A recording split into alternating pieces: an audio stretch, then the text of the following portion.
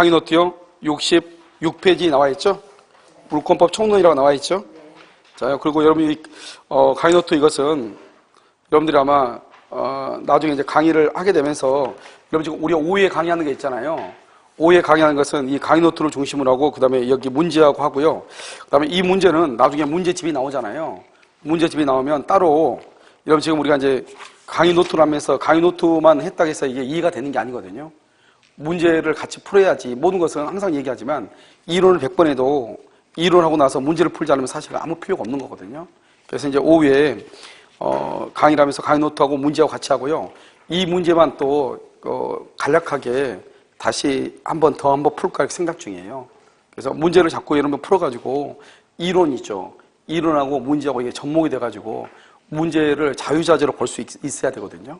적어도 기출문제 정도는 여러분들이 어떤 형태로 문제가 나오든지 간에 기출문제는 무조건 한두 문제 정도? 그러니까 여기서 이게 지금 민법 총칙이 지금 164문제인데 160, 그 다음에 물권이 한 200몇 문제가 돼요.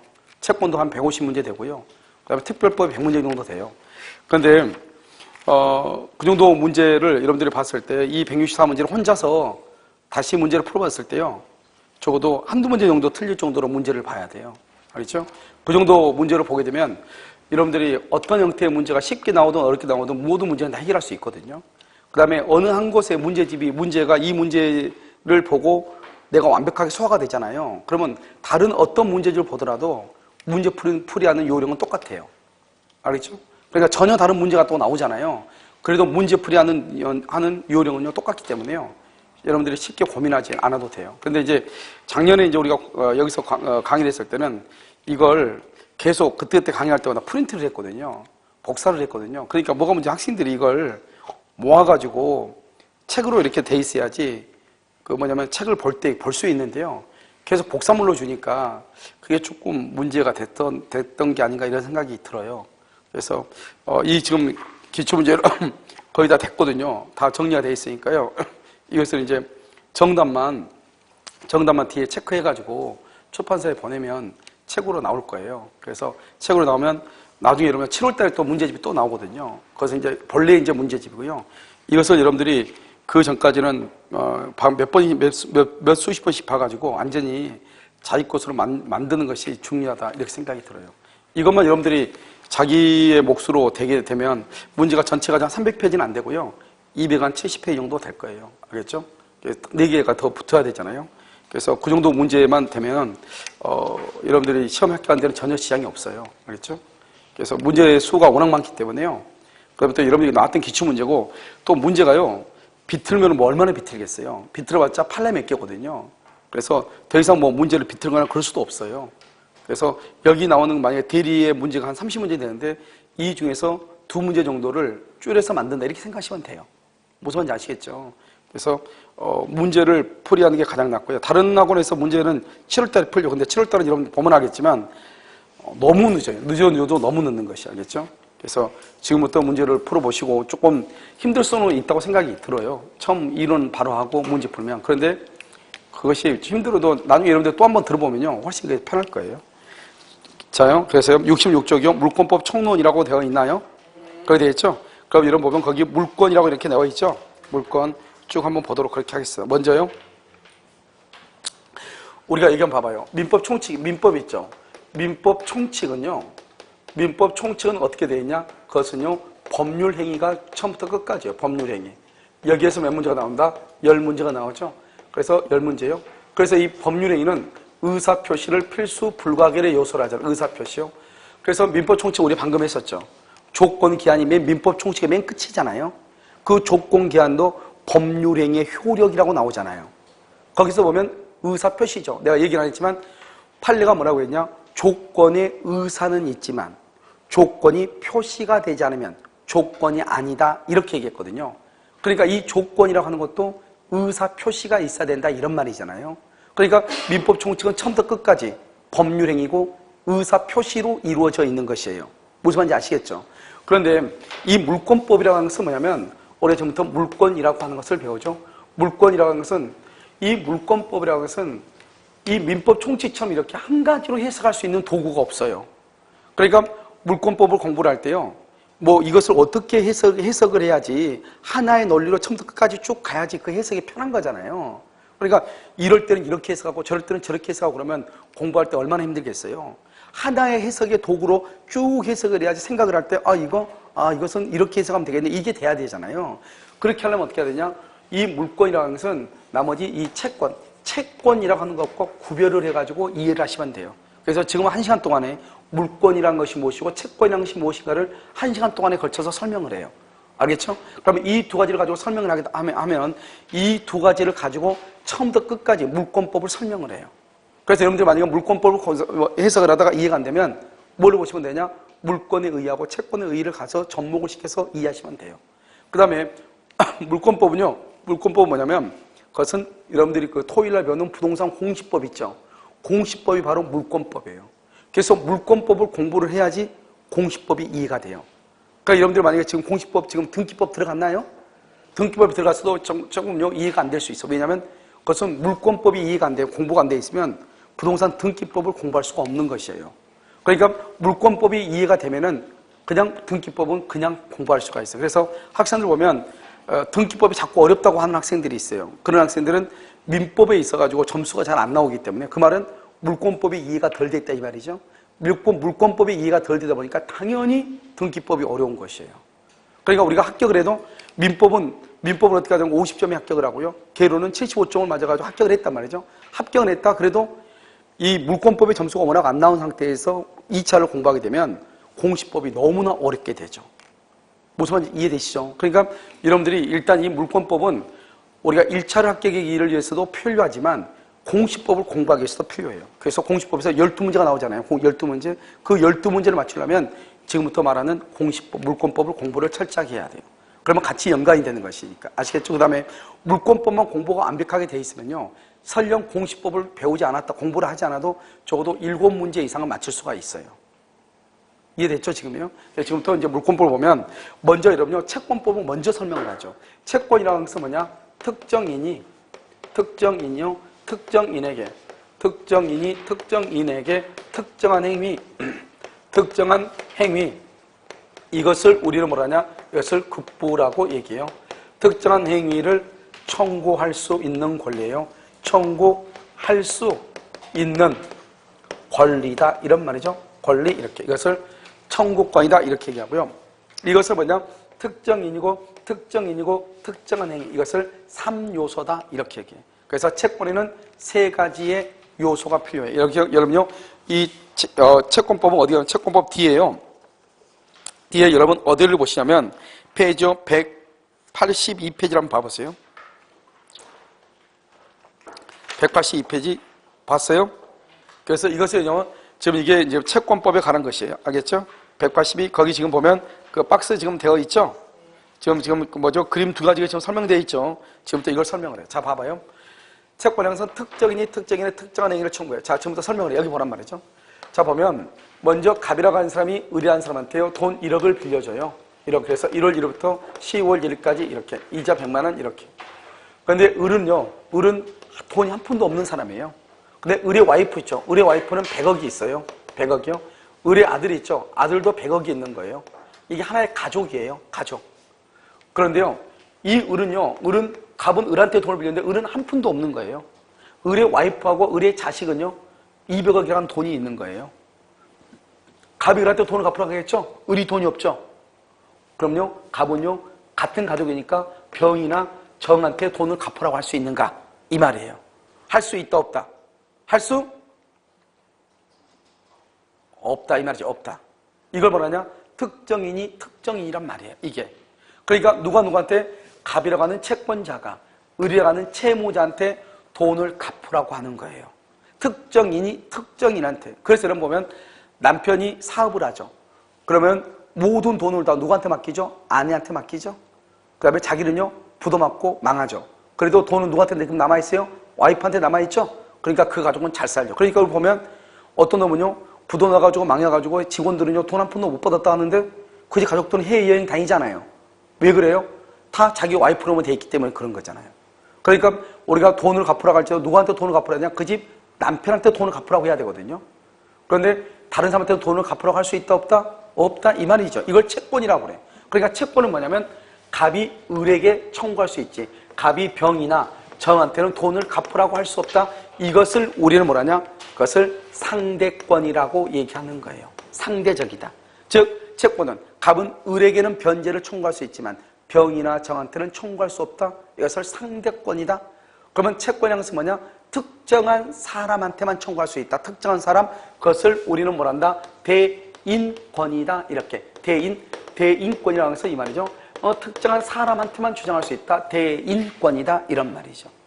그 다음에요, 채권이라는 것은 뭐냐? 대항력이 없어요. 여러분, 대항력이라고 하는 것은 무슨 말이냐? 갑이 을에게 돈 1억을 받을 수 있잖아요. 그런데 갑이 을에게 1억 받을 수 있는 것을 을에게 청구하지 않고 병이나 정한테 청구할 수 있는가? 이 말이죠. 갑이 을에게 청구하지 않고 병이나 정한테 청구할 수 있는가? 청구할 수 있다. 즉 갑이 을에 대한 권리를 을에게 행사하지 않고 제3자에게 행사할 수 있다. 그것을 대항력이라고 얘기하는 것이에요. 그런데 갑은 을에게는 청구할 수 있으나 제3자에게는 청구할 수 없다. 그것을 대항력이 없다고 얘기하는 것이에요. 그런데 채권은 특정한 사람이 특정한 사람에게만 청구하는 거죠. 다른 사람한테는 청구할 수 있다 없다? 없죠. 우리 이것을 대항력이 없다고 얘기하는 것이에요. 다른 말로 대항력이 없다, 상대권이다, 대인권이다. 이것을 우리는 채권이라고 얘기하는 것이에요. 알겠죠? 먼저 채권은 누구하고 누구다? 사람과 사람이다. 그래서 만약에 채권 그렇게 딱 얘기하면 바로 딱 튀어나와야 돼. 뭐라고 튀어나와야 돼? 특정인이 특정인에게 이렇게. 그러니까 사람과 사람이다. 그래서 여기서 우리가 뭐가 나오냐? 민법 총칙에서 뭐가 나오냐? 뭐죠? 목적의 적법성에서 뭐가 나와? 적법성에서. 목적의 적법성에서 뭐가 나오냐? 강행 규정하고. 무슨 규정이 나와? 무슨 규정? 임의 규정이 나오죠?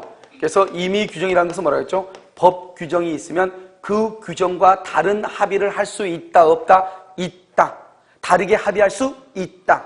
자기 마음대로 할 수 있다, 합의할 수 있다 이 말이죠. 그럼 여기서 법 규정과 다른 합의를 할 수 있다, 임의 규정이죠. 그러면 이 임의 규정이라는 건 뭐냐? 바로 채권법이 바로 임의 규정이다. 이걸 알 수 있어. 왜요? 채권은 사람과 사람 간의 관계이죠. 이 두 사람 간의 합의로 얼마든지 다른 합의를 할 수 있거든요. 그래서 채권법은 계약 자유의 원칙에 입각해서 원칙적으로 임의 규정으로 되어 있어. 왜냐? 채권은 사람과 사람 간의 관계잖아요. 이 사람과 사람 간의 관계를 다루는 법, 이게 바로 채권법이란 말이죠. 그래서 채권법은 처음부터 끝까지 임의 규정인데 강행 규정인 것이 있긴 있어. 그게 바로 임대차라고 하는 것이에요. 나중에 가서 배워. 알겠죠? 그래서 우리 채권법은 무슨 규정으로 되어 있다? 임의 규정이 원칙이다. 그걸 먼저 하나 아시고.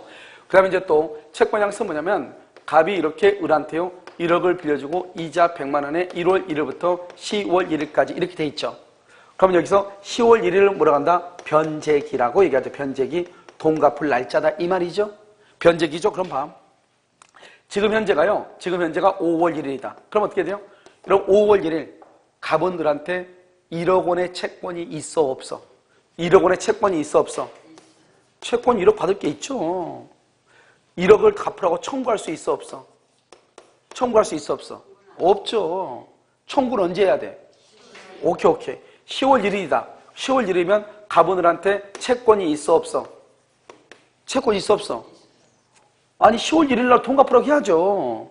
청구할 수 있어 없어? 돈 갚으라고 청구할 수 있죠. 이걸 뭘 얘기하냐? 채권하고 청구권이 둘 다 있는 것은 변제기 때죠. 여기는 채권은 있지만 뭐는 없어? 청구권은 없죠. 내가 지금 얘기하는 건 뭐냐?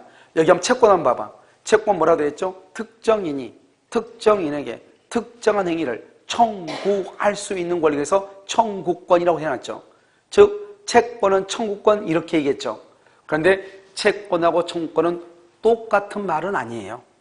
무슨 말이겠죠? 채권과 청구권이 동일한 말은 아니라고. 채권과 청구권이 동일하려면 변제기가 돼야 돼. 그래야지 채권이 청구권이고 청구권은 채권이 돼. 그런데 변제기가 되기 전에는 채권은 있지만 뭐는 없어? 청구권은 없죠. 그러니까 채권과 청구권이 동일하다, 동일하지 않다? 동일하지 않죠. 그래도 우리는 뭐라고 하냐? 채권은 뭐라고 한다? 청구권이다. 이렇게 얘기를 하자. 왜 그런가? 지금부터 설명을 해. 우리가 여기서 이걸 1억 원을 뭐라 한다? 1억 원을 채권이라고 얘기해. 채권.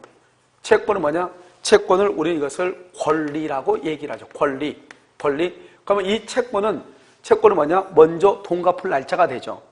그럼 돈 갚을 날짜가 되면 돈을 갚으라고 해야 되겠죠? 그것을 우리가 뭐라 한다? 청구 권능이라고 얘기해. 청구권을 청구 권능이라고 얘기해. 그러면 청구를 하게 되면 을이 돈을 갚겠죠. 그러면 돈을 갑이 받아야 돼, 안 받아야 돼? 받아야 되겠죠. 그것을 뭐라 한다? 급부 보유 권능이라고 얘기를 해요. 그 다음에 만약에 돈을 갚지 않으면 어떻게 할까? 돈을 갚지 않으면 뭘 해야 돼? 법원에 소송을 제기하죠. 우리는 이것을 뭐라 한다? 소송을 청구한다. 소구 권능이라고 얘기해요. 소구 권능. 소송을 청구하죠. 그러면 소송을 청구해가지고 뭘 한다? 경매를 해야 되겠죠. 강제 집행 권능이라고 얘기하는 것이요. 이렇게요. 물론 여기다 이제 손해배상 청구 권능, 해제 권능 이런 것들이 있단 말이죠. 그런 거 빼고 이 정도만 얘기하면 돼. 이 두 가지는 돈을 정상적인 상태를 얘기하고 이것은 비정상적인 상태를 얘기하죠. 무슨 말인지 알겠죠? 여기서 이제 우리가 배우는 거예요. 민법 총칙에서 뭐라고 얘기했냐? 권리라고 하는 것은 뭐냐? 자신의 침해된 이익을 법에 의해서 주장할 수 있는 힘이다. 이렇게 얘기했죠? 그럼 민법 총칙에서 전체적인 권리를 얘기할 때 얘기해. 여기에서 말하는 권리라고 하는 것은 채권도 권리거든요. 여기에서 말하는 권리라고 하는 것은 뭐냐? 뭐로 이루어져 있다? 권능을 구성 요소로 하는 것이다. 자, 봐봐. 내가 인간이죠? 인간은 머리 부분과 몸통 부분과 하체 부분으로 이루어졌죠? 그래서 우리 인간은 권리란 말이죠. 권리인데 머리 부분이 뭐다? 권능. 무슨 권능? 청구 권능. 알겠죠? 그 다음에 급부 보유 권능. 그 다음에 소구 권능 이렇단 말이죠. 이것이 모이면 뭐가 돼? 인간이 되죠. 결국 무슨 말이다? 인간은 머리 부분과 몸통 부분과 하체 부분을 구성 요소로 한다고 얘기하고 머리 부분은 인간의 신체를 이루는 구성 요소이다 이렇게 얘기하죠. 마찬가지로 여기서 권리라고 하는 것은 권능을 구성 요소로 하는 것이라고 얘기하는 것이고 권능은 권리를 이루는 구성 요소가 되는 것이다 이렇게 얘기해. 그러니까 권리는 뭐로 이루어져 있다? 권능으로 이루어져 있다. 권능이 모이면 뭐가 된다? 권리가 된다. 그래서 내가 여러분한테 몇 번 얘기하듯이 법률 용어가 이해되지 않는다 해서 절대로 법률 사전을 바라보지 마라. 보지 말라는 거야. 왜? 권리라고 하는 것이 그때그때 달리 쓰이고 있다 이 말이죠. 알겠죠? 자, 그 다음에 여기서 보면 이 네 가지 중에서 제일 맞이 누구냐? 제일 맞이. 맞이가 누구예요? 청구 권능이다 이 말이에요. 청구 권능이다. 알겠죠? 여러분요, 여러분 중에서 자녀들이 2명 이상이신 분이 있어. 2명 이상. 자기 자녀가 2명 이상이신 분. 다 1명이에요? 2명 이상이요? 2명? 그러면 2명 이상이에요? 2명이에요? 큰애 이름이 뭐죠? 큰애 이름이 지영이. 둘째는 태연이. 지영이하고 태연이. 그럼 뭐라냐? 아마 저분이에요. 와이프는 친구들이 옆에 아파트 주민들이 부를 때 뭐라고 하냐? 지영이 엄마라고 부르지 태연이 엄마라고는 잘 안 부를 거예요. 알겠죠? 우리나라 사람들 보면 제일 그 집에 애들 보면 맞이 있죠, 맞이 엄마라고 부르지 둘째라고 잘 안 불러. 이런 그렇지 않나요? 그렇게 하죠. 그러니까 여기 보면 이 채권 중에서 제일 맞이가 누구냐? 청구권이란 말이에요. 내 말은.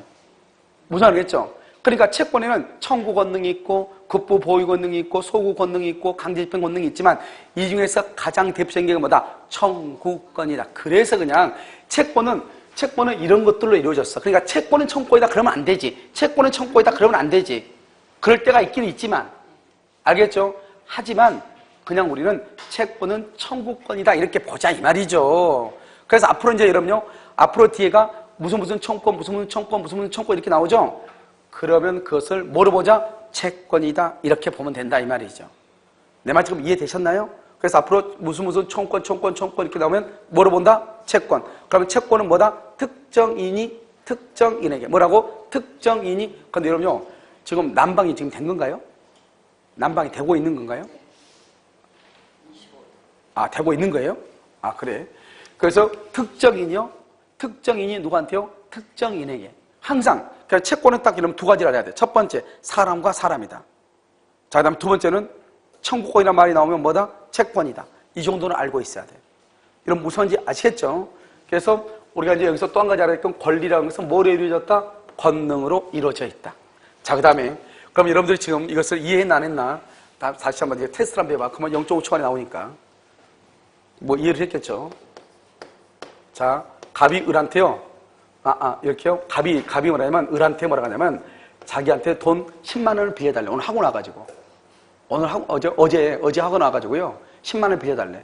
시장 봤는데 지갑을 안 가져왔다고. 그러니까 뭐냐냐. 나 6만 원밖에 없는데 6만 원. 이렇게 10시에 빌려. 10시에. 1시간 끝나고 나서요. 11시에요. 옆에 있는 병이 그럼 내가 4만 원 빌려줄까? 4만 원 빌려. 4만 원. 4만 원 빌려줬어. 11시에. 누가 먼저 빌려줬어? 을이 1번이고 병이 2번이죠? 여기서 문제예요. 여기서 지금 딱 보면요. 여기서 누가 더 순서가 더 빨라요? 누가 더 빨라? 을이 더 빨라요? 이걸 가지고 얘기하는 거예요. 지금 여기 누구죠? 여기 6만 원은 채권이에요. 채권이잖아요. 여기 4만 원도 뭐예요? 채권이잖아요. 여러분 채권은 뭐라고 했어? 내가 채권은 누구한테? 특정인이 특정인에게. 갑하고 을하고 갑하고 병하고 관계예요. 갑을 병 간의 관계가 아니라고. 갑을 병 그러면 어떻게 돼요? 을이 1번이고 병이 2번이다. 이걸 알 수가 있죠. 그런데 채권은 특정한 사람과 특정한 사람 간의 관계예요. 갑과 을과 병 간의 관계가 아니라 모두의 관계가 아니라고. 이걸 이해를 해야 돼. 그러니까 뭐죠? 갑은 을은 갑한테 돈을 빌렸고 병도 갑한테 빌려줬죠. 그럼 우리가 봤을 때 누가 먼저냐 아니냐가 중요한 거죠. 채권은 특정한 사람과 특정한 사람, 특정한 사람과 특정한 사람 간의 관계이기 때문에 갑과 을과 병 간의 관계가 아니기 때문에 순서를 정할래야 정할 수가 없는 거예요. 우리가 봤을 때는 이렇게 딱 써놓고 나서 누가 더 빠르냐 보니까 을이 빠르다, 병이 늦다 이렇게 나오지만 채권이라는 것은 그렇게 보는 게 아니에요. 그러면 그것을 뭐냐? 일반적이라고 얘기하는 거예요. 누구나 다 본 걸 일반적이라고 얘기해. 채권은 사람과 사람 간의 관계예요. 그것도 특정한 사람과 특정한 사람 간의 관계라고. 그 말을 표현할 때 어떻게 표현하냐? 갑하고 을하고 두 사람 관계이고 갑하고 병하고 관계이기 때문에 갑을 병 간의 관계가 아니기 때문에 순서를 정할래야 정할 수가 있다 없다? 없다. 이렇게 얘기하는 것이에요. 그래서 우리는 이것을 뭐라 한다? 채권자 평등의 원칙이다. 이렇게 얘기해. 이런 모든 채권자는 평등해. 자, 그럼 평등하다는 말의 뜻이 뭐냐? 먼저 돈을 빌려줬죠? 늦게 돈을 빌려줬죠? 그래도 순서가 똑같다 이 말이죠. 그래서요, 갑이 오늘 학원에 왔어요. 학원 와가지고 돈을 갚으려고 10만 원 가지고 왔어요.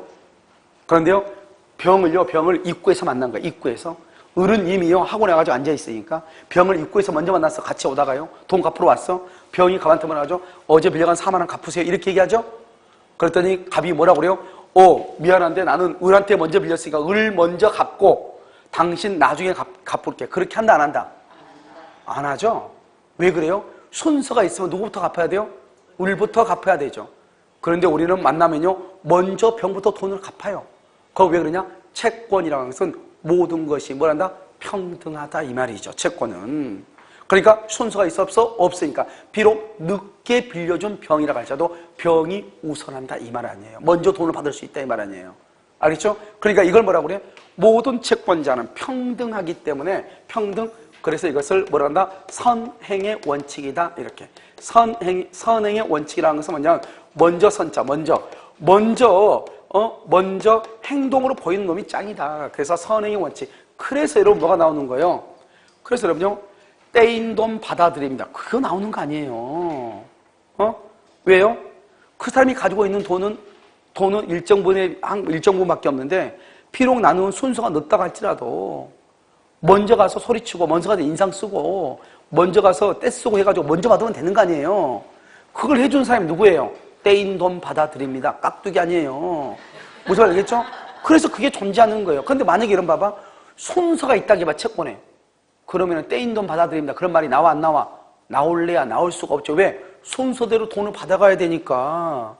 그래서 여러분요, 법원 경매는 순서대로 돈을 받아가거든요. 그러니까 법원 경매 되기 위해서 떼인 돈 받아들입니다. 그런 말 들어봤어 안 들어봤어?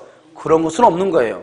그게 바로 물권이란 말이죠. 물권은 순서가 있어. 물권은. 그러니까 순서대로 받아가. 그래서 물권에는 떼인 돈 받아들입니다. 이런 말이 없는 거예요. 그런데 채권은 사람과 사람 간의 관계이죠. 그것도 특정한 사람과 특정한 사람 간의 관계이죠. 그러니까 모든 사람의 채권자는 다 평등하죠. 순서가 먼저 쫓아가서 받는 사람이 짱이다 이 말 아니에요. 알겠죠? 이것을 우리는 뭐라 한다? 채권이라고 얘기를 하는 것이에요.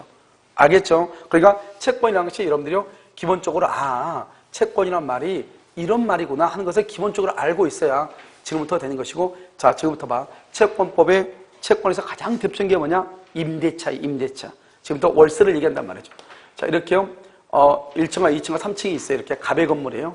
가배 건물 1층이요. 을이요. 임차인이요. 월세 임차인, 임차인이고 집주인이죠. 이걸 임대인이라고 얘기해요. 됐죠? 그럼요, 이 사람이요. 보증금 1억 원에요. 월세 100만 원에 들어가 산다 이 말이죠. 그러면 어떻게 하냐? 이 임차인은요. 임차인은 임대인한테 특정한 사람한테 임대인한테 부탁을 해. 내가 당신 집 1층에 들어가서 월세 100만 원 줄 테니까 잠을 잘 수 있도록 만들어 달라는 거예요. 특정한 행위를 촉구하는 거예요. 그래서 방에 딱 들어갔더니 전등이 나갔네? 그럼 뭐라 하냐? 전등 갈아달라고 얘기하는 거예요. 무슨 말인지 알겠죠? 벽지가 너무 지저분하다? 벽지 발라달라고 얘기하는 거예요. 그럼 여러분요, 월세 같은 경우는 수리 비용을 누가 부담하죠? 임대인이 부담하는 거예요. 집주인이 부담하는 거예요. 그런데 여러분요, 전세는 누가 수리 비용을 부담한다? 전세권자가 부담하는 거예요. 집주인이 부담하는 게 아니라고. 임대차는 누가 부담한다? 임대인, 집주인이 부담해. 가장 대표적인 게 뭐냐? 여러분요, 잘 생각이 안 나면 모텔 보면 되는 거예요. 모텔을 뭐라고 한다?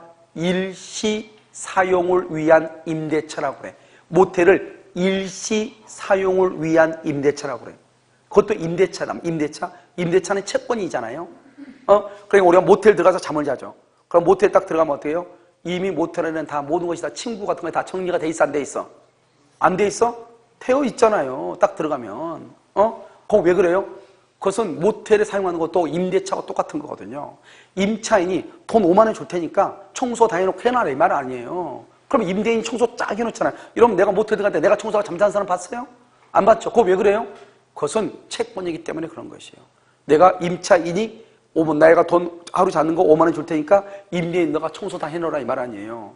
우리 민박집 같은 거 들어가면 어떻게 돼요?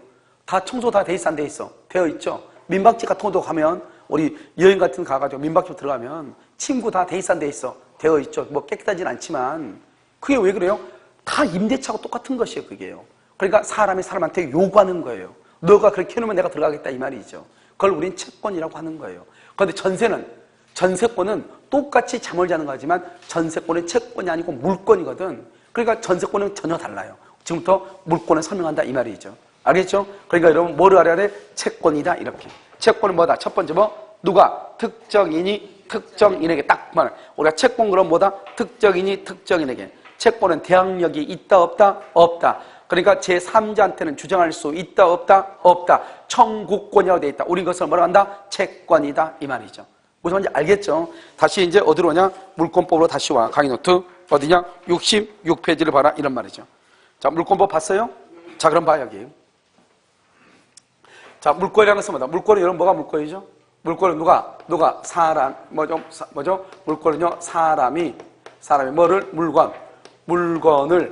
물건을 어떻게 하냐? 직접적 그다음에 배타적 그다음에 독점적으로 직접적 배타적 독점적으로 뭐를 할 수 있다? 지배할 수 있는 권리 이렇게 이걸 지배할 수 있는 권리 이것을 우리는 얘기하죠. 누가요? 사람은 뭐라 한다? 권리의 주체라고 얘기하고 물건을 뭐라 한다? 객체라고 얘기를 해요. 알겠죠? 사람의 물건을 직접적 배타적 독점적으로 지배할 수 있는 여기서 할 수 있는을 뭐라 하냐? 이것을 관념적이라고 얘기하는 거예요. 관념적이다. 자, 지금부터 설명을 하면 여기서 이제 여러분요 뭐를 봤냐? 지금 여기 물권 한번 보는 거죠? 먼저 물권을 설명해요. 물권. 이런 물권은 뭐가 있어요? 물권은 먼저 뭐가 있어? 점유권이 있죠. 그다음에 여기 뭐가 있어? 본권이 이렇게 있죠. 그러면 이 본권에는 또 뭐가 있냐? 이건 암기해야 돼. 본권에는 소유권이 있고 그다음에 제한 물권이라고 하는 것이 있어. 이 제한 물권 속에는 뭐가 들어있냐? 제한 물권은 용익 물권이라고 하는 것이 있고 그다음에 담보 물권이라고 하는 것이 있어. 용익권은 뭐가 있냐? 지상권, 그다음에 지역권, 그다음에 전세권이라고 하는 것이 있고 담보물권은요 유치권, 그다음에 질권, 저당권이라고 하는 것이 있다 이런 말이죠. 알겠죠? 이렇게 돼 있어. 자, 그럼 봐. 여기서 용익하고 담보물권하고 이렇게요. 그래서 여기서 지상권, 지역권, 전세권, 유치권, 질권, 저당권 이렇게. 여기서 질권은 우리 시험 범위는 아니에요. 왜냐면 동사 좀 이따 설명하고 그것은. 먼저 봐봐. 먼저 항상 여러분요. 내가 뭐라고 얘기했냐? 이렇게 얘기했죠. 사람은 뭐가 있다? 여자하고 뭐가 있어? 남자가 있다. 그러면 우리가 항상 볼 때 사람은 누구다? 여자와 남자를 합해서 뭐라고 한다? 사람이라고 한다. 이렇게 얘기했죠. 이렇게 얘기하면 되는데 사람은 여자다 그러면 된다겠어? 안 된다겠어? 안 된다고 몇 번 얘기했죠. 여자는 사람이지만 사람은 여자다 그러면 안 되지. 그러면 남자는 뭐야 그러면? 옆집에 멍멍이도 아니고. 그렇잖아요. 그러니까 남자와 여자를 합해서 사람이라고 한다 이 말이죠. 무슨 말인지 알겠죠? 그럼 봐. 물권은 뭐냐? 점유권과 본권을 합해서 물권이라고 그래. 또 이제 가. 본권은 뭐냐? 소유권과 제한물권을 합해서 본권이라고 그래. 알겠죠? 제한물권은 뭐냐? 용익물권과 담보물권 합해서 제한물권이라고 그래. 용익물권은 뭐냐? 지상권, 지역권, 전세권을 용익물권. 용익은 사용하고 수익한다 이 말이죠. 담보물권은요. 유치권, 질권, 저당권을 합해서 담보라고 그래. 이 두 가지, 이것을 담보물권이고 이것은 용익물권이죠. 이 두 가지를 합해서 뭐라 한다? 제한물권이죠. 이 두 가지를 합해서 뭐라 한다? 본권이라고 얘기를 해. 결국 무슨 말이죠? 본권이라는 것은 소유권, 지상권, 지역권, 전세권, 유치권, 질권, 저당권을 뭐라 한다? 본권이라고 얘기하는 것이고 본권과 비교가 되는 것은 뭐라 한다? 점유권이라고 얘기하는 것이죠. 자, 지금부터 설명을 해 이제. 점유권이 뭔가? 점유권이라는 것은 뭐냐면 지금 내가 지금 뭘 가지고 있죠? 지우개에 잡고 있죠? 잡고 있는 게 보여 안 보여? 보이죠? 내가 지금 잡을 수 있는 거예요? 잡고 있는 것이에요? 잡고 있는 이죠. 잡아. 여기서 이제 우리가 뭐냐면 점유권에서 점유라고 하는 것은 뭐냐? 점유라고 하는 것은 사실상 지배하고 있느냐? 하고 있는 상태예요. 사실상 지배하고 있는. 우리 법조문에는 뭐라 하냐? 사실상 지배 이렇게 돼. 우리 법조문에는. 그럼 우리 법조는 사실상 지배 그러면 그것은 언제나 뭘 얘기한다? 점유를 얘기해. 그런데 여기를 봐봐. 물권은 뭐라 했냐? 지배하고 있느냐 아니고 지배할 수 있는 관념적이잖아요. 그런데 점유권은 뭐예요? 지배하고 있느니지 할 수 있느냐 아니잖아요. 지금 내가 지금 뭐예요? 지우개를 지금 모아서 점유할 수 있느냐 아니잖아요. 뭐겠어? 하고 있느냐 하고 있는. 그래서 여러분요. 이 점유권은 본권하고 약간 달라. 본권은 뭐라고? 본권 이것은 뭐라고? 지배 뭐 할 수 있는? 할 수 있는 권리죠. 여기는 뭐라고? 여기는 하고 있는. 여기 차이가 있는 거죠. 그러니까 여기에 있는 것들 있죠. 소유권, 지상권, 지역권, 전세권, 유치권, 질권, 저당권은 할 수 있는 관념적인 것이고 여기는 하고 있는 사실에 관한 것이에요. 알겠죠? 그래서 내가 지금 잡고 있죠? 이걸 점유라고 그래. 점유로부터 뭐 나오냐? 점유권이 나오는 거예요. 그래서 우리가 지금부터 이제 여러분요, 물권을 배울 때 뭐를 이해를 해야 되냐? 여러분 혹시 그 지금 중개사법에서 중개실무 지금 나갔어 안 나갔죠? 중개실무편? 아직 안 나갔어요? 중개실무편 나가면 여러분들이요, 권리하고 사실, 부동산 등기법도 권리하고 사실에 관한 것을 배울 거예요. 그럼 이번에 문제가 된 게 뭐냐? 문제가 된 게, 여러분 그 MBC인가 어딘가요? 뭘 보니까 뭐가 나오냐면 건축물 대장하고 호수하고 건축물 대장 등기부상의 호수가 다른 경우 어디가 우선인가 이게 낫단 말이에요. 어디가 우선인가? 어디가 우선이다? 그것은 대장하고 대장하고 등기부하고 다를 때 어디를 기준으로 해야 되는가? 이게 낫단 말이죠. 이런 것을 하려면 사실하고 권리라고 하는 것을 이해를 해야 돼요. 알겠죠? 그러면 사실이라고 하는 것은 뭐냐? 그것은 오감으로 느낄 수 있는 것을 사실이라고 그래요. 오감으로 느낄 수 있는 건. 여러분 지금요, 내가 지금 무슨 분필을 갖고 있어? 빨강색. 눈에 보여요? 그럼 이것을 뭐라 한다? 사실이죠. 이러면 이것을 시각적으로 보이는 거죠. 사실이라고 하는 거예요. 눈에 보이는 거. 예뻐요? 안 예뻐요? 예뻐요? 어떤 사람은 예쁘다고 하는 했죠? 어떤 사람은 빨간색을 싫어하는 사람이 있어 없어? 북한 빨갱이라고 해가지고 종북도 우리나라 나와가지고 또 싫어하는 사람이 있어. 우리나라 참, 우리나라도 북한 못지않아요. 알겠죠? 옛날엔 빨간 글씨는 다 나쁜 걸로 생각을 했잖아요. 예? 우리나라도 북한 주체사는 못지않아. 알겠죠? 근데 보면 이걸 예쁘다고 생각하는 사람이 있지만 어떤 사람은 또 거부감이 있는 사람이 있죠. 그것은 사실이 아니에요. 왜냐? 좋다 안 좋다, 예쁘다 예쁘지 않다, 그것은 가치 판단이에요. 여러분 어떤 사람들 보면요, 전혀 어울리지 않는 한 쌍이 걸어가는 거 보잖아요. 여자는 되게 예쁜데 남자는 영 아니야. 그럼 우리는 뭘 한다? 아, 저 남자 돈 많은가 보다. 간단, 지금 얘기하잖아요. 돈 많은가 보다. 간단해. 그 다음에요, 남자는 남자는 영 아닌데, 남자가 멋있는데 여자가 영 아니야. 그러면 누가? 여자가 뭐가 있나 보다. 알겠죠? 뭐 간단하잖아요, 우리는요. 그렇게 그냥 판단을 하죠. 그렇게 판단하는 것은 뭐냐면 우리는 그 사람들 그냥 그 상태로 보는 것이 아니고 판단을 하죠. 판단은 사실이 아니죠. 판단은.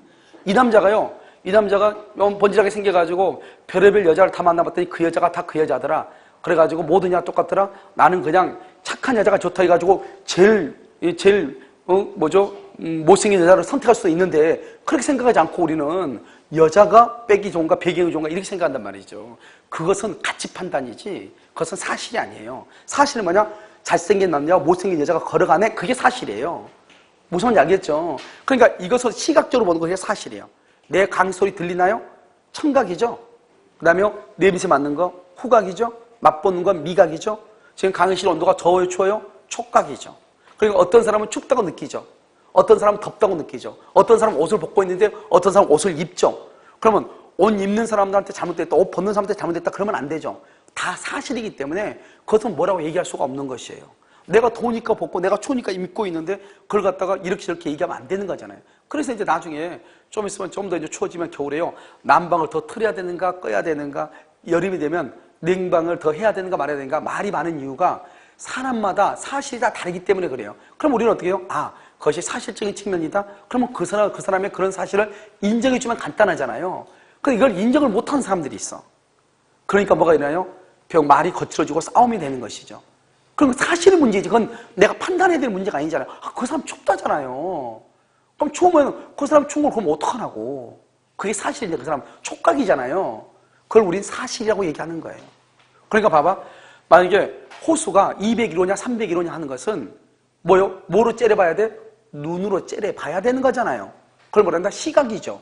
그러니까 그걸 뭐라고 그래? 사실이라고 얘기하는 거예요. 사실을 주로 다루는 걸 대장이라고 얘기하는 거예요. 권리를 주로, 소유자가 누구냐? 권리를 주로 다루는 것을 뭐라 한다? 그건 등기부라고 얘기한다고.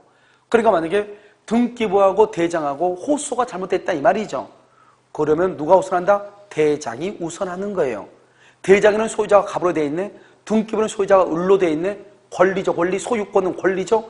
권리는 누가 우선한다? 등기부가 우선하는 거예요. 그러면 그때는 누구를 기준한다? 뭐를 기준한다? 등기부를 기준으로 을이 소유자다 이렇게 보는 거예요. 그래서 지금부터 여러분들이 이제 물권법이라든가 등기법이라든가 그 다음에 중개사법의 실무를 공부를 할 때는 사실과 뭐가 구분이 돼야 돼? 권리를 구별할 수 있는 능력을 갖춰야 돼. 그래서 여러분요, 나중에 중개사법에 나올 수 있어요. 뭐는 등기부를 열람하고 뭐는 뭐를 열람하게 나온단 말이죠. 여러분 보면요, 땅의 모양은 지적도를 봐도 알 수가 있어요. 땅의 모양은 네모인지 마른 목골인지 알 수가 있단 말이죠. 그런데 경사는 지적도를 보고 알 수가 있다 없다? 없다. 경사는 뭐를 해야 돼? 가서 현장 가서 봐야 돼. 왜요? 그것은 사실의 면이니까. 왜? 경사 기울기가 있다 없다를 갖다 그림으로 나타낼 수는 없잖아요. 그러니까 그런 것을 어떻게 해야 돼요? 현장 가서 봐야 되는 것이죠. 그래서 여러분 보면 확인 설명서 보면 확인 설명이죠. 확인 설명. 확인 설명서는 권리에 관한 것을 확인 설명한 것이 있어. 등기부의 내용. 그런데 사실의 측면에서 확인 설명이 있어. 그러니까 이런 딱 보면 확인 설명서라고 하는 것이 뭐 시험에 나올 수 있단 말이죠. 좀 중개사법이세요. 그러면 이것이 권리의 측면인지 그다음에 사실의 측면이 딱 봐가지고 눈으로 보고 오감으로 느낄 수 있는 건 다 뭐예요? 다 사실이죠. 아니 정류장이 가까운지 뭔지, 지하철이 있는지 없는지, 벽이요 금이 가 있는지 가 있지 않는지, 곰팡이가 있는지 없는지, 비가 새는지 안 새는지, 그것은 뭐예요? 권리의 사실이에요.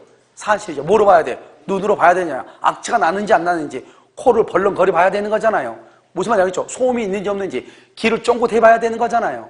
근데 말 무슨 말인지 알겠죠? 그 모든 것들은 다 사실의 측면이에요.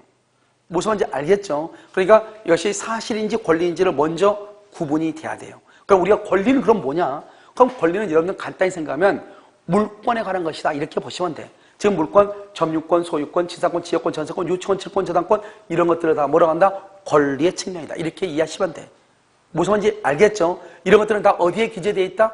어디에 기재되어 있어? 등기부에 기재가 되어 있다. 그런데 등기부에 기재되어 있지 않는 것이 있다. 그게 바로 뭐다? 점유권이다 이 말이죠. 물론 여기요 유치권도 등기부는 하지 않아. 왜? 유치권도 점유만 하거든요. 그러니까 점유는 뭐다? 사실이죠. 그래서 등기부에 기재할 필요가 있다 없다? 없다 이런 말이죠. 등기부는 뭐가 주다? 권리가 주다 이 말 아니에요 지금. 내 말처럼 이러면 지금 이해가 되죠? 자 그러면요 여기서 이제 여기 지상권이라고 하는 것이 있죠. 지상권. 지상은 뭐냐? 지상은 타인의 토지 위에 가변에 사는 사람의 토지 위에 의리한 사람이 여기다가 건물을 짓고 싶어. 의리. 남의 땅 위에다 건물 지을 수 있어 없어? 남의 땅 위에 건물 지으면 코복풀이에 묻어버리죠. 여러분 땅에 누군가가 건물을 지었어. 용서가 돼요 안 돼요? 안 되죠. 그러면 남의 땅에다가 건물을 지으려면 어떻게 해야 되냐? 지상권이 있어야 돼. 알겠죠? 그래서 땅 위에 윗상자 땅 위에 건물을 짓거나 강고탑을 세우거나 나무를 심기 위해서 하는 것 농작물은 절대로 안 돼요. 그걸 지상권이라고 그래요. 그러니까 여러분 보면 고속도로 가다 보면 강고탑이 있어 없어? 있죠. 그 삼성생명에서 강고탑 그거 세운다고 땅 사겠어요? 그 땅 사가지고 뭐 하겠어? 알겠죠? 거기다 뭘 하는 거죠? 지상권을 설정을 해가지고 강고탑을 세우는 거죠. 땅 위에니까. 무슨 말인지 이해되시죠? 그런데 임대차에도 되는데 임대차는 뭐가 문제냐? 땅 주인이 바뀌면 대항력에 문제가 있어. 그런데 지상권을 하면 등기라니까 등기하니까 나중에 나오기 전에 설명하겠지만 대항력이 있단 말이죠. 임대차는 채권이니까 대항력이 없으니까 땅 주인이 바뀌어가지고 이거 뽑아내 그럼 뽑아내야 되잖아요. 무슨 말인지 알겠죠? 그래서 주로 임대차를 하지 않고 뭘 한다? 지상권이 물권을 설정을 하는 거예요. 그 다음에 여기요 지역권은 뭐냐? 지역권은 이런 것이에요. 이 땅하고 이렇게 같이 붙어 있다. 이것을 인접이라고 그래. 인접했는데 여기에 도로가 있어. 여기에 길이 있어. 그럼 어떡하냐? 이 갑의 땅이고 을의 땅인데 이 갑의 땅은 여기에 들어갈 수가 없잖아요. 이걸 뭐란다? 맹지라고 하죠. 맹지. 이 땅은요 땅값이 똥값이죠. 왜냐면 길이 없으니까 땅을 이용할 수가 없잖아요. 무슨 말이겠죠? 그럴 때 이것을 인접하는 것을 상린관계라고 해가지고 여기서 갑은 을한테요 땅 이렇게 길을 내달라고 청구할 수가 있어. 법률의 규정에 의해서 당연히. 그러면 을은 길을 내줘야 돼. 안 내주면 법원의 소송을 통해서 길을 낼 수가 있어요. 아시겠죠? 이걸 상린관계라고 얘기해. 그런데 땅이 이렇게 떨어져 있을 때가 문제란 말이야. 떨어져 있을 때 이렇게 떨어져 있어. 내가 여기다가 비닐하우스를 하고 싶어 갑이. 그런데 땅이 떨어져 있을 때는 법에 의해서 당연히 주장할 수가 없단 말이죠. 그럴 때 지역권을 설정을 하는 거예요. 그래서 갑이 을한테 여기다 길을 통행지역권 길을 내달라고 하거나 여기에다가 비닐하우스 하려면 어때요? 가스관도 또 들어와야 되겠죠? 그래서 땅 속에다 가스관을 매립해야 될 거 아니에요? 그 다음에 상수도 수도파이프 매립해야 될 거 아니에요? 이 땅을 이용하기 위해서 이 땅을 이용하는 것을 지역권이라고 얘기하는 것이에요. 알겠죠? 자, 그 다음에 전세권이 전세는 아니니까 그냥 놔두고. 유치권은 뭐예요? 유치권은 건물을 수리했어. 갑의 건물을 을이 수리했어. 수리비가 100만 원이 나왔어. 수리비를 안 줘. 수리비를 받을 때까지 건물을 이 을이라는 사람이 점유를 하는 거예요. 갑이한테 들어오지 못하게 막아버리는 거예요. 그래서 우리는 가끔 가다 보면 큰 빌딩 같은 거 보면 병원이란 빌딩 같은 거 보면 뭐라고 나와있죠? 빨갛게 나와서 본 건물은 유치권 행사 중 타인의 출입을 금함. 낙서놨잖아 이게. 가끔 한 번씩 보죠? 빨간 거 싫어. 알겠죠? 그걸 바로 유치권이라고 하는 거예요. 그 다음에 여러분 유치권은 되게 가까운 데 많아. 여러분요 와이셔츠 하나를 또 맡겼다. 세탁소에. 또 오버쳐졌네. 꼭 이거 유치권 할 때만 꼭 생각이 나. 아무튼 닿을 때는 생각이 안 나. 왜냐면 아침에 일찍 세탁소 문 닫았을 때 출근하고 문 닫혔을 때 퇴근하니까요. 생각이 안 나요. 꼭 이거 할 때만 생각나. 와이셔츠 하나를 맡겼다. 맡기면요 3,000원이다. 3,000원. 3,000원이다. 그럼 이러면 어때요? 와이셔츠 돈 안 주면 세탁소 주인이 준다 안 준다? 그거 왜 안 주죠? 내 옷인데? 아니 그렇잖아요. 생각을 해봐. 내 옷인데 왜 안 줘? 이것은 유치권은 법률에 딱 규정이 돼 있어. 당연히. 법에 규정이 돼 있어. 당연히. 돈 받을 때까지 잡을 수 있도록. 당연히. 법에 의해서. 그러니까 안 주는 거예요. 알겠죠? 그것을 뭐라고 한다? 유치권이라고 얘기하는 거예요. 질권은 뭐야? 질권? 여러분 여기 혹시 여기 원주에 호박 나이트 있어? 없어? 그럼 뽁뽁이 나이트 있어? 없어? 보통 나이트가 동네보다 호박 나이트가 뽁뽁이는 있는데 알죠? 나이트 선전할 때 뽁뽁뽁하고 나이트 다니잖아요. 알겠죠? 다른 데는 또 용인 가면은 호박 나이트에 있어가지고 마티즈 같은 차 있죠. 거기 위에다가 호박 큰 거 달아가지고 불을 해가지고 차 한 10대가 12대가 같이 돌아다니면서 라이트 선전하거든요. 그럼 지나가면, 어느 또 라이트가 시작되는구나. 또 이렇게 알 수 있는데. 그래요? 거기 보면, 여기는 무슨 라이트 있어요? 한국관. 그러면 노래는 그럼 코리아나 그런 노래 틀어주나요? 그래? 그래서 여기요, 나이트 같은 데 가면 항상 뭐가 있냐? 나이트요, 지하에나 가면은 전당포가 있을 거예요, 전당포. 알겠죠? 왜요? 돈 없으면 어떻게 해야 돼요? 반지 맡겨야 되잖아요. 목걸이 맡겨야 되잖아요. 알겠죠? 그래서 그 전당포에다 우리 반지, 그 다음에 목걸이 맡기면서 돈 빌리죠? 그것을 뭐란다? 질권을 설정한다고 얘기해. 그걸 전당포로 뭐라 한다고? 질권이라고 얘기하는 것이에요. 그러니까 여러분요, 일본 같은 거 보면 한문으로 질이라고 써있어요. 질. 알겠죠? 한문으로. 동그랗게 돼 있어. 그걸 전당포라고 얘기를 해. 알겠죠? 일본의 전당포는 우리나라 전당포가 전혀 달라요. 정말 있잖아요. 전당포 물건이라고 말하기 힘들 정도로 정말 잘 돼 있어요. 그 다음에 그것은 신제품하고 차이가 별로 없어요. 걔들은 정확하게 어디가 기스난지 하는 것을 다 표시를 해놔. 카메라 같은데. 표시가 해놓고 어디를 수선했다. 배터리를 언제 교환해서 끼워놨다. 하는 것을 다 적어놨어요. 일본 놈들이 정말 무서운 놈들이죠. 그러니까 그걸 사오면, 신제품을 사오면 세금 내야 될지 모르잖아요. 알겠죠? 그런데 중고는요, 중고 영수증이 있으니까요, 면세죠. 그냥 통과할 수 있어요. 그런데 그것이 새 제품이랑 똑같아. 여러분, 고베 같은데, 일본 고베 같은데 보면 전자상가 있잖아요. 우리나라 용산 전자상가처럼. 거기 가면 그 전당포 같은 게 되게 많거든요. 또 중고품 사는 데 되게 많거든요. 그런데 정말 물건이 깔끔하게 정리가 되어 있어요. 우리나라는 중고로 상가 동시에 망하는 날이잖아요. 우리나라는요. 왜요? 수선하다 보면 차 망해. 그래서 중고차를 사느니 차라리 중립이 훨씬 낫죠. 알겠죠? 염장 기하려고 안 돼. 우리나라는. 그런데 아무튼 그렇게 돼 있어. 저당권 알죠? 저당권. 그 다음에 소유권도 알죠? 그 다음에 점유권. 방금 얘기했죠. 자, 봐봐. 다시. 내가 지금 뭐하고 있죠? 물건을 점유하고 있죠? 점유? 우리 법조문에 뭐라고 하냐면, 물건을 사실상 지배. 사실상 지배를 뭐라고 그래? 점유라고 그래. 점유. 그러니까 내가 지금 잡고 있죠? 이걸 사실이, 눈에 보여 안 보여? 보이죠? 이게 권리예요? 이게 사실이지? 그렇잖아요.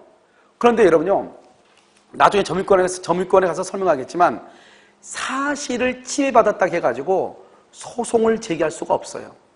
소송을 언제 청구하느냐? 권리를 침해받았을 때 소송을 제기하는 거예요. 자기 봐봐요. 지금 앞에 분하고 뒤에 분하고 있잖아요. 앞에 분이요, 앉기가 너무 큰 거예요. 강의를 할 때 안 보이는 거예요. 안 보인다? 시각을 침해당했잖아요. 그렇다고 해서 뒤에 분이 앞에 분을 상대로 소송을 제기할 수가 있다 없다? 없는 거예요. 무슨 말인지 알겠죠? 그냥 사실은 소송을 제기할 수 없어. 사실의 침해는. 권리를 침해받았을 때 소송을 제기한다고. 그러니까 우리 법조문에 사실상 지배하는 자는, 즉 물건을 사실상 지배, 물건을 점유하는 자는 뭐가 있다고 봐버리냐? 점유권이 있다. 이렇게 돼 있어. 물건을 사실상 지배하는 자는 점유권이 있다. 결국 무슨 말이에요? 내가 지금 점유하고 있죠? 나한테는 뭐가 있다? 점유권도 있는 것이에요. 그러니까 누군가가 이 물건을 훔쳐가죠? 그러면 사실을 침해받았죠? 동시에 뭐가 침해돼? 권리가 침해를 당한 거예요. 그냥 권리가 침해당했으니까 권리에 대해서 권리를 행사할 수 있어 없어? 있죠. 법원에 소송을 제기할 수 있다 없다? 있다. 이런 말이 되는 거예요. 알겠죠? 그러니까 여기 보면 내가 지금 잡고 있는 것이 사실상 지배 점유다. 점유로부터 뭐가 나온다? 점유권이 나오는 것이다. 알겠죠? 점유권, 그 다음에 소유권, 그 다음에 지상권은 타인의 토지 위에 건물이나 공작물이나 수목을 소유한다. 수목. 지역권은 이 토지를 이용하기 위해서 자기 토지를 이용하기 위해서 다른 토지를 이용하는 거죠. 알겠죠? 자기 토지를 사용하기 위해서 다른 토지를 이용하는 것이다. 전세권이다. 그 다음에 유치권은 뭐다? 물건에 대해서 발생한 비용을 받을 때까지 점유하는 것이다. 질권은 뭐다? 전당포에 물건 맡기고 돈 빌리는 것이다. 이 정도만 이해하고 있으면 돼. 무슨 말이죠? 그런데 질권은 왜 우리 시험범위 아니냐? 우리가 전당포에다 맡길 수 있는 것은 뭐예요? 전당포에다 맡길 수 있는 것은 동산이에요? 부동산이에요? 동산을 맡기지 부동산, 이 건물을 지고 갈 수 없잖아요. 그래서 동산만 질권을 설정해. 우리는 부동산 중개업자죠? 동산은 아니죠? 그래서 이것은 시험에 안 나오는 것이에요. 무슨 말인지 아시겠죠? 그래서 이것은 이제 물권이다. 여기까지 물권. 자, 됐죠? 자, 물권, 이게 됐죠? 저기 봐봐. 물권의 의의를 봐봐. 물권은 누가? 사람이, 자, 이제 봐. 사람이냐? 점유권자가, 소유권자가 이 말이죠. 지상권자가 이 말이죠. 물권은 사람이, 즉 점유권자가, 소유권자가 뭐를? 물건을 지배한다. 물건. 그러니까 여기서 이제 뭐가 나와야 돼? 물건이라고 하는 것이 나와야 되겠죠. 그래서 우리가 98조에 보면 물건 그랬어. 98조 물건. 물건은 뭐냐? 물건은 유체물. 그럼 유체물이라고 하는 것은 뭐냐? 유체물은 모양이 있다 이 말이죠. 모양이 있다. 알겠죠? 모양이 있다. 유체물은 봐 여기. 지금 여기 지우개 모양이 있어 없어? 있죠. 분필 케이스 모양이 있어 없어? 있죠. 이것을 유체물이라고 해요. 또는요 전기 기타 관리할 수 있는 자연력이다. 자연력이라고 하는 것은 뭐냐? 모양이 있어 없어? 없죠. 모양이 없으니까 우리 이것을 뭐라 한다? 무체물이라고 얘기를 해. 모양이 없다. 그럼 여기요 공기 봐봐. 공기 모양이 있어 없어? 공기 모양이 있어요? 없죠.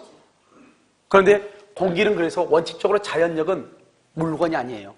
그런데 관리할 수 있으면 자연력이에요. 그럼 전기 봐봐. 전기 눈에 보여 안 보여? 안 보이죠. 지금 형광 빛을 지금요 해가지고 우리가 빛으로 보이는 거지 전기가 흘러가는 것은 보여 안 보여? 안 보이잖아요. 그런데 이 전기도 관리가 가능하면 물건이 돼. 그러면 관리가 가능하다는 말이 무슨 말이에요? 관리가 가능하다는 것은 전기는 계량기에 의해서 관리가 가능하죠. 그렇잖아요. 자, 두 번째는요. 우리가 산소는 여러분 관리가 가능하지 않죠. 그런데 관리가 가능한 경우가 있어. 어디 있죠? 산소방 가면 산소 캡슐에 들어가가지고 산소 호흡하죠. 돈 내 안 내? 돈 내고 호흡을 하죠. 그런 경우는 산소 탱크 안에다가 산소를 포집해 놨잖아요. 그러니까 관리가 가능하다 가능하지 않다? 가능하죠. 병원에 가면요 산소 호흡한다 안 한다? 하죠. 병원에 산소 호흡하죠. 산소 탱크 안에 어떻게 모양이 있어? 산소 탱크 안에 관리 가능해 가능하지 않아? 가능하죠. 그것을 우리는 물건이라고 얘기하는 거예요. 무슨 말인지 알겠죠? 그런데 이 물건에는 99조에 보면 뭐가 나오냐? 99조에 보면 동산하고 부동산이라고 돼 있어. 부동산은 뭐냐? 토지 및 그 정착물이다 이렇게 되어 있어. 토지 및 그 정착물. 토지하고 그가 뭐냐? 토지의 정착물이다 이런 말이죠. 동산은 뭐냐? 동산은 부동산 이외의 물건을 동산이다 이렇게 돼 있어. 결국 무슨 말이냐? 물건은 뭐다? 물건은 동산 플러스 뭐다? 부동산이다 이 말이죠. 근데 지구상에는 동산이 많아요? 부동산이 많아요? 예를 들면 이 학원 건물에서 부동산은 건물밖에 없어요. 지금 이 학원 강의실 안에 있는 모든 것들이 다 동산이에요. 알겠죠? 그러니까 지구상에 있는 동산은 수억만 가지예요. 그것을 우리가요 어떻게 다 구별하겠어요? 그래서 어떻게 하냐? 이렇게 하면 돼요. 동산은 물건에서 뭘 빼면 된다? 부동산만을 빼면 동산이야. 그러니까 동산은 너무나 많으니까 일단 지구상에 있는 수천 수만 가지 물건 중에서 부동산만 빼. 나머지는 다 동산으로 봐버려. 그럼 우리가 이제 부동산은 뭐다? 부동산은 뭐가 부동산이라고 그랬죠? 토지 및 토지의 정착물이죠. 그럼 먼저 토지가 부동산이다 이 말이죠. 토지는 어떻게 하느냐? 토지는요 여러분요 필 또는 필지라고 얘기를 하고요. 토지에 대한 경계는 실제 경계를 중심으로 하는 것이 아니고 지적 공부상 경계라고 얘기하는 거예요. 무슨 말이냐? 토지가 이렇게 있는데요. 이건 갑의 토지고 이건 을의 토지고 이게 실제 경계가 이렇게 돼. 담이 이렇게 쌓여있어. 담이요. 그런데 측량을 했더니요. 갑의 토지가 여기까지가 갑의 땅이에요. 측량을 했더니 지적도상에는요. 그러면 실제 우리가 토지의 경계는 어디냐? 여기를 기준으로 하는 거예요. 이게 아니고 실제 경계를 중심으로 하는 거예요. 그래서 여러분들이 토지를 사거나 그러면 반드시 뭐를 해야 돼? 그러니까 측량을 해야 되겠죠. 무슨 말인지 아시겠죠? 자, 두 번째는요. 이건 건물이죠. 건물. 필 또는 필지라는 게 뭐냐면 여러분 혹시 여기 단독주택에서 사시는 분 계세요? 단독주택 몇 번지죠? 948번지가 딱 끝나요? 뒤가 뭐 다시 일 없어? 그러면 그거는 어디 약간 제천이에요? 제천 원주에서 오케이. 30. 오케이. 32-7. 이렇게. 원래 뭐냐면, 이 32번지가요, 땅이 몇천 평 이렇게 돼 있을 거예요. 그것이 지금 저 학생은요, 저 학생 땅은 지금 몇 번째 지금 분할이 됐냐? 7번째 분할이 됐다. 이런 말이죠. 그런데 아마 2번지가요, 아마 더 있을 수 있죠. 더 있을 수 있죠. 이렇게 더. 그러면 어떤 사람은 15번지 이렇게 있을 수 있죠. 제가 서울에 있을 때 1536에 17번지였거든요. 1536에 17번지. 그러니까 내가 있었던 그 건물은 17번 분할이 됐었다. 이런 말이죠. 알겠죠? 이게 32번지가. 알겠죠? 그러니까 봐봐. 땅이 여기는 크고 여기는 적고 이렇게 하죠. 크고 적어도 하나하나가 한 필지예요. 그러니까 32번지 땅에는 이렇게요. 만약에 예를 들어서 10개라고 해봐. 10필지의 땅이 있는 거죠. 무슨 말인지 알겠죠? 그래서 토지의 개수를 정할 때는 뭐라고 한다? 필 또는 뭐라고 한다? 필지라고 하죠. 그러니까 필지마다 땅이 크기가 같을 수도 있지만 다 다르겠죠, 대부분이. 이렇게 각각 달라도 하나 한 필지다 이런 말이죠. 무슨 말인지 아시겠죠? 그것을 얘기하는 거예요. 건물은 4개의 기둥하고 그 다음에 지붕하고 뭐가 있어야 돼요? 주된 벽이 있어야 돼요. 주된 벽. 기둥, 지붕, 벽이 있어야 돼요. 이걸 건물이라고 하고, 건물은 사회 통념에 따라서 건물의 개수를 정하는 거예요. 이런 봐봐요. 지금 이 건물은 몇 개예요? 이 건물은 1층, 2층 건물 몇 개? 한 개죠. 아파트는 건물이 몇 개예요? 건물은 겉으로 볼 때 한 개죠. 그런데 그 아파트에 100세대가 산다. 그러면 건물 소유권이 몇 개라고 얘기해? 100개라고 얘기하는 것이죠. 그러니까 그 건물을요, 우리는요, 너 어디 사니? 나 저 아파트 사는데. 그러면 야, 너 돈 언제 벌어가지고 저렇게 저 큰 아파트를 너가 다 샀니? 이런 사람이 있어 없어? 없죠. 저 아파트인데 그럼 뭐라고 얘기하죠? 몇 층 사니? 몇 호 사니? 이렇게 물어보죠. 여러분 그렇지 않나요? 그래서 여러분요, 우리 뭐라냐, 이 아파트가 이렇게 해서 물리적으로는 아파트 건물이 한 개이죠. 그런데 이 건물이 이렇게 구분되어 가지고 여기 이렇게요, 여기 201호 이것을 한 개라고 하죠. 한 개. 그러니까 이 아파트 속에는 뭐죠? 그 소유권이 몇 개가 들어있다? 하나, 둘, 셋, 넷, 다섯, 여섯, 6, 3, 18, 18개의 소유권이 있는 것이죠. 그래서 건물의 개수가 몇 개다? 18개라고 얘기하지 한 개라고 얘기하지 않는다 이 말이죠. 무슨 말인지 알겠죠? 그러니까 우리가 건물의 개수를 셀 때는 물리적 구조만 가지고 건물의 개수를 세는 것은 아니다 이런 말이죠. 알겠죠? 그런데 건물하고 여러분요, 공법에서 말하는 건축물하고는 달라요. 건축물은 뭐냐? 기둥하고 지붕은 반드시 있어야 되고 벽은 있어도 되고 없어도 돼. 그걸 건축물이라고 그래. 벽은 있어도 되고 없어도 돼. 벽이 있으면 건물인 건축물이고 벽이 없으면 건물이 아닌 건축물이라고 하면 돼. 그 말의 대표적인 게 뭐다? 주유소 건물이죠. 여러분 주유소 건물은 기둥하고 뭐만 있어? 지붕만 있죠. 기둥하고 뭐만 있어? 지붕만 있죠. 기둥하고 지붕만 있어. 건축물은. 무슨 말인지 알겠죠? 그래서 여러분 보면 건물은 주벽도 있죠. 여러분 주유소에 벽이 있으면 돼? 안 돼? 안 되죠. 그러니까 주유소를 뭐라 한다? 건물이라고 하지 않고 뭐라고 얘기해? 건축물이라고 얘기하는 것이에요.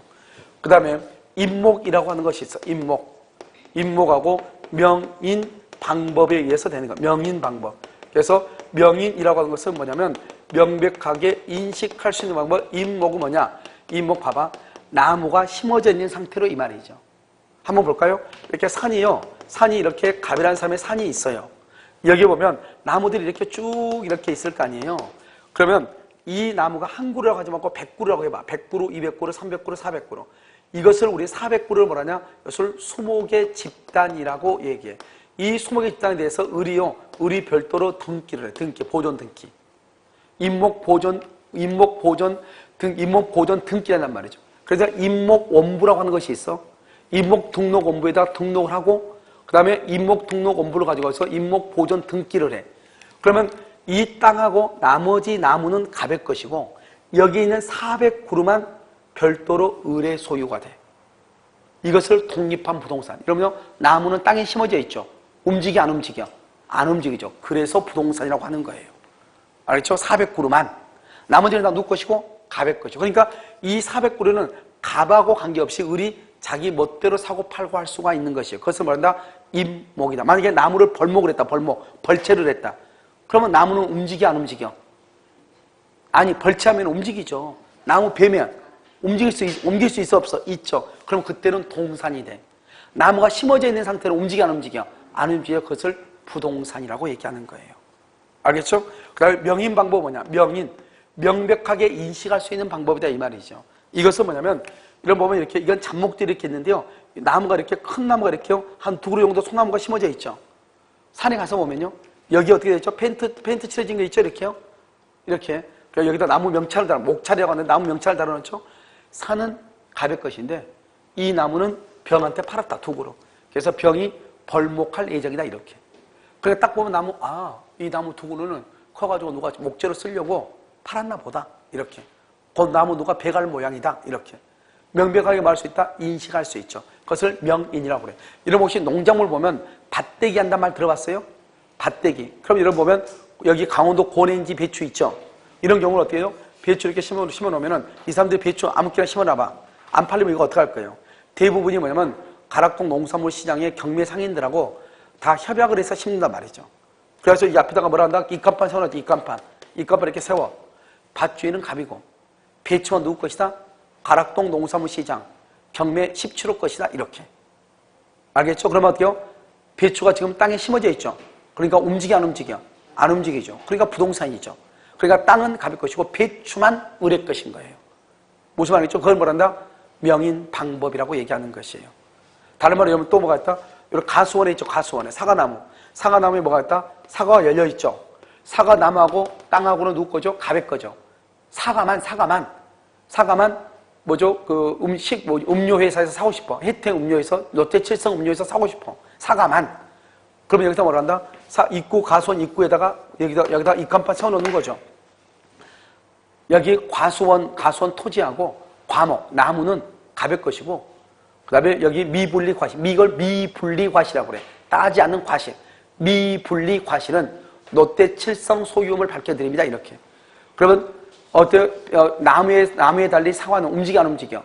안 움직이죠. 그러니까 부동산이죠. 사과만 별도로 부동산으로 보는 거예요. 무슨 말이겠죠? 그것을 뭐라 한다? 뭐라 그래? 명인 방법이라고 얘기해. 그 다음에 마지막으로 뭐가 있냐면 농작물이야. 농작물. 이 농작물은요, 두 가지예요. 여기 보면 이렇게 갑이라는 사람의 토지 위에요. 을이라고 하는 사람, 을이 무단으로 경작을 해. 을이 무단으로 경작을 해. 그 다음에 여기요. 여기 갑이라는 사람의 토지 위에요. 병이라는 사람이 무단으로 식재를 해. 나무를 심었어. 식재. 밤나무를 심었어. 남의 땅에다가. 그러면 이것은 누구 것인가? 한번 봐봐요. 갑의 땅에다가요. 을이 무단으로 경작을 했죠. 그럼 이것은 누구 것인가? 판례가 말했냐? 무단 경작한 것은 을 소유다. 을 소유. 경작자가 소유자가 된다. 그럼 왜 그러냐? 무단으로 나무를 심었다. 밤나무를 심었다. 밤나무. 병이요. 밤나무 4그루를 심었어요. 그러면 이 네 그루는 갑의 소유가 돼버려요. 이것은 갑의 소유가 돼. 이것은 을의 것이 돼. 농작물은. 왜 그러냐? 밤나무가 나중에 밤이 열려면 최소한 3년 이상이 있어야 돼요. 뭐 어떤 나무를 심었는데 목재가 되려면 최소한 30년 이상이 있어야 돼요. 그런데 농작물은 여러분 상추 같은 것은 보름만 돼도 수확할 수 있다고 하더라고요. 그리고 벼나 보리라든가 이런 것은 6개월 이상 되는 게 아니잖아요. 짧은 기간 안에 수확을 한단 말이죠. 그렇기 때문에 일단 을의 것으로 보고 갑은 을을 상대로 불법 점유를 이유로 손해배상을 청구하면 돼요. 그런데 여기요, 이 무당식지한 경우는 무조건 거두고 뭐냐? 갑의 것으로 봐. 그런데 만약에요, 이 병이라는 사람이요, 감나무 있죠, 감나무 5그루를 심어놨어요. 남의 산에다가요. 감 따먹으려고. 그러니까 3년 뒤에 가니까 감이 열렸어요. 그 감을 땄다 이 말이죠. 병이요. 판례가 뭐냐? 절도죄라고 그랬어요. 비록 병이 나무를 심었어도 그 나무는 누구 것이다? 갑의 것이다 이 말이죠. 그러니까 갑의 토지에 있는 감나무의 감을 땄죠. 그러니까 절도죄가 되는 거죠. 자기는 자기가 심었다 했단 말이죠. 그래도 필요가 없다 이 말이죠. 무슨 말인지 알겠죠? 그것을 우리는 무슨 죄라고 한다? 절도죄. 그러니까 무단으로 식재라면 누구 것이다? 토지 소유자. 무단으로 경작을 하면 누구 것이다? 경작자가 소유자가 된다. 알겠죠? 그런데 경작자 소유지만 갑은 무단 경작한 사람한테 불법 점유를 이유로 손해배상을 청구할 수가 있다. 그것은 나중에 문제이고, 아무튼 이 농작물은 누구 것이냐? 경작자 것이다.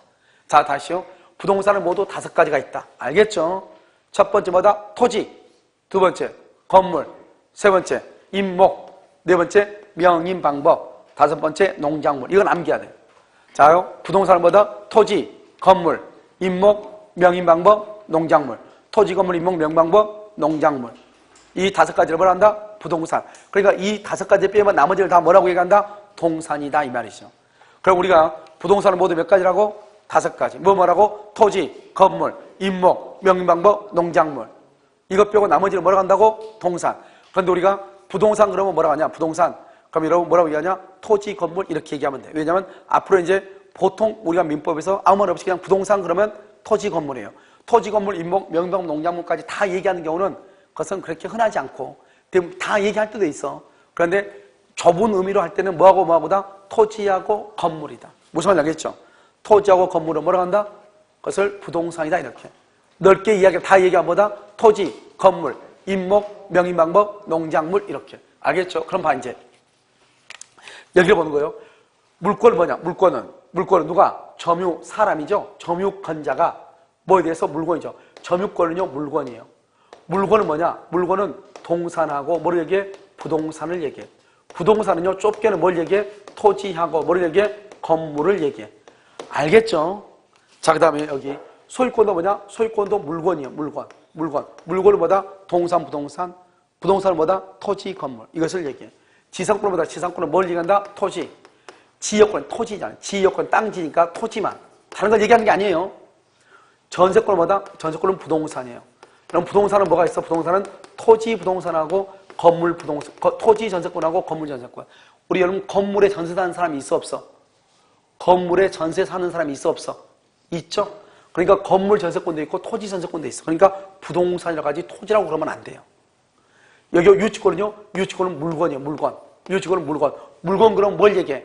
동산과 부동산을 포함해서 물건이라고 그래.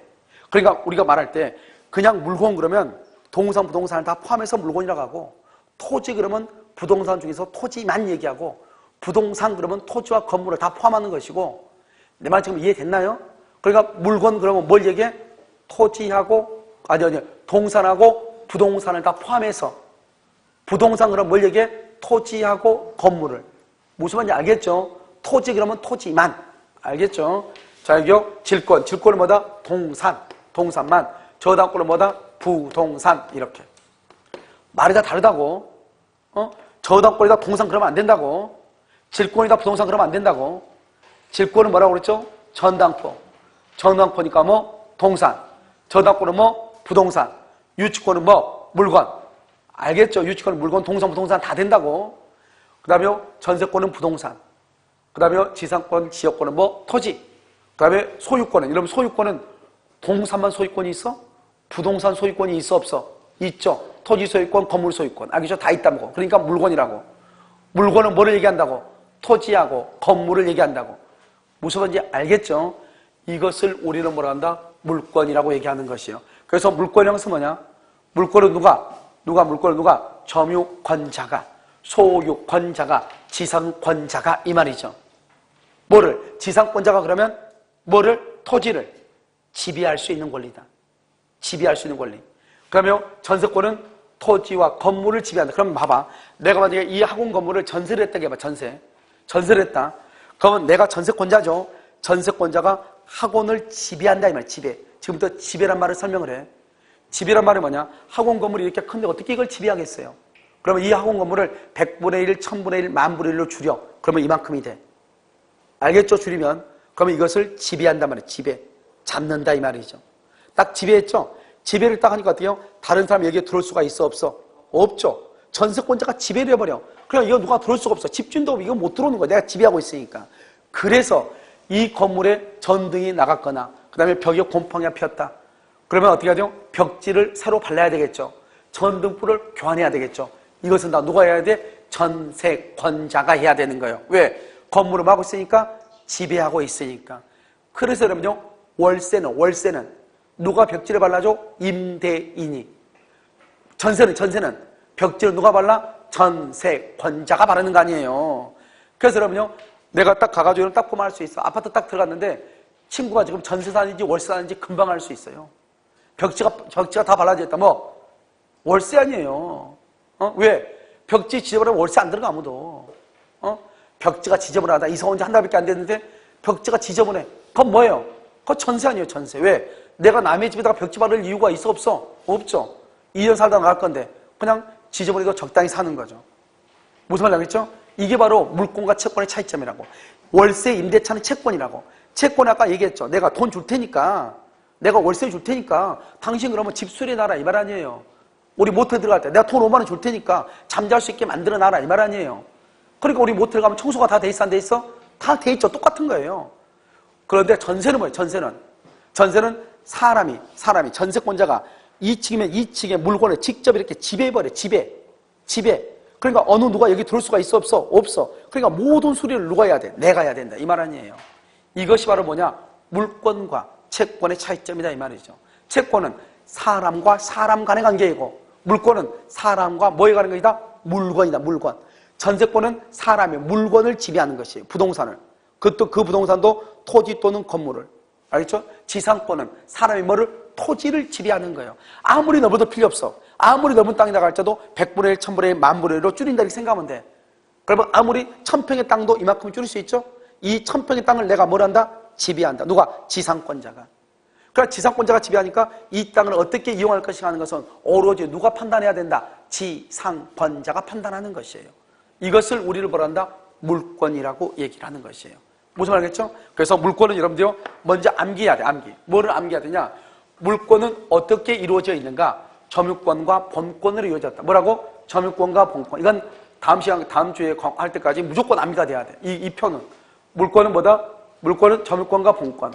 본권은 뭐다? 소유권과 제한물권. 제한물권은 뭐다? 용익물권과 담보물권. 용익물권은 지상권, 지역권, 전세권, 유치권, 질권, 저당권. 이렇게. 무슨 말인지 알겠죠? 그 다음에 물건은 뭐다? 동산과 부동산을 합해서 물건이다. 부동산은 5가지. 뭐가 있다? 토지, 건물, 임목, 명인방법, 농작물. 토지, 건물, 임목, 명인방법, 농작물. 이 정도는 알아야지 지금부터 물권에 대해서 강의가 가능해요. 무슨 말인지 알겠죠? 잠깐 쉬었다 다시 하도록 그렇게 하겠습니다.